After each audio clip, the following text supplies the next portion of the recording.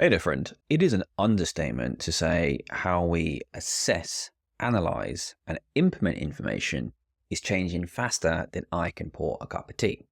But fret not, because we're going to cover a couple of things which I think are useful to know about the latest technology advancements, including AI, and how this is, as a lot of people keep saying, reshaping performance support, not necessarily learning, in the flow of work, as Burson once said. So most people's use of conversational AI tools, and I'm banking on no one being some incredibly advanced generative AI user here watching this. If you are, I apologize. But most of that use has been through text-based inputs. So you've got a question or you've got a cry for help. Instead of going to Google, you'll drop that into the text input in your AI tool of choice. While you can still do this, and of course that all works really well, we have a number of newer features that can expand our experiences in a show, not just tell approach. And the funny thing was, people laughed at Microsoft's Clippy back in the 90s. So if anyone remembers that, when you hit F1 on Word and Clippy appeared to help you with any problems you might had, people could joke at that. But actually, they were onto something with an on-demand helper.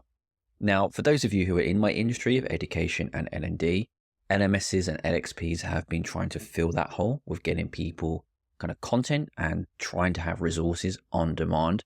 But you've always kind of needed to leave your workspace or wherever you are that you are conducting that work. But many of these companies are now doing really well in making advancements by implementing generative AI features into their platforms. In the workplace, I think conversational AI tools are great for performance support.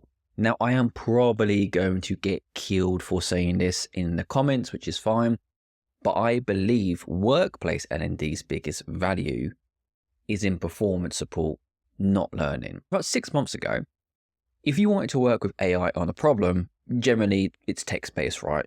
You tell ChatGPT or Copilot or whatever you're using, all of kind of woes you've got, and then it tries to help you. Now, to support that, you can share images, you can upload documents. But today we can take this a step further with what we call vision and voice, or to keep it really simple, the ability to talk to AI and let AI see what you are working on.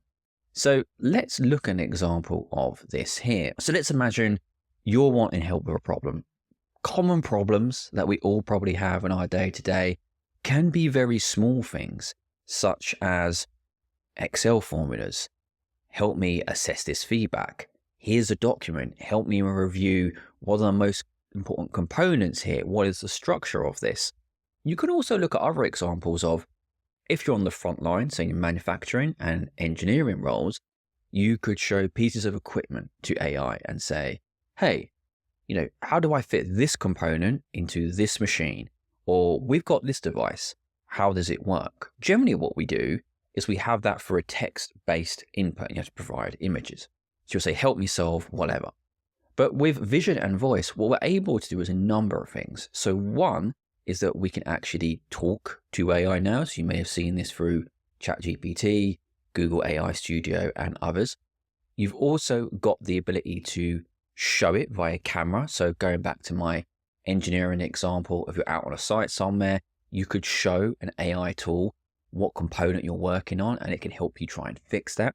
And then we can also share our screen. So if you're working in the billions of office jobs that there are worldwide, then you can actually share your screen and say, you're working in a document, you need help to do this task. How do you do that? And in this image here, you can see what I've laid out as I've just discussed. And then we have an AI model that's powering it. So, ChatGPT, Copilot, Gemini, pick your poison. What's really interesting is that we can have these interactions now outside of that text-based environment. So we can talk to AI, we can show it the things that we're working on. And what that allows it to do is go to a level deeper and really kind of hitting this realization that people have wanted of personalized learning and giving you a really specific answer on your context. So none of that kind of generic flying through different bits of content, going on to Google, putting lots of stuff into the search query and having to go through loads of different articles. You can show AI what you're working on. You can look at the specifics of that. You can discuss that and talk through more of those problems. And then it will give you an output to say, let's take a look at this. Where can we help? What are the things that we're working on? As always, how we access info in the flow of work for support really is changing. And in many ways, how we're learning of technology as well. So I think it's pretty exciting. And no doubt we'll see, and we are seeing, some really good use cases from using vision and voice technology in AI. Now, if you want to try some of these features, of course, you can do that in a lot of tools. So ChatGPT is one of them. It has both a voice and vision feature.